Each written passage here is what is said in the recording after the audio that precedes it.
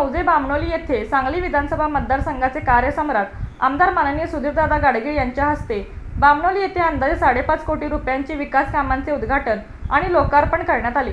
यामध्ये ग्राम विकास निधी, आमदार फंड, प्रादेशिक पर्यटन विकास निधी, जनसुविधा, ग्रामपंचायत वित्त आयोग निधी, खनिकर्म निधी मधून उपलब्ध निधीमधून कामे करण्यात येत आहे।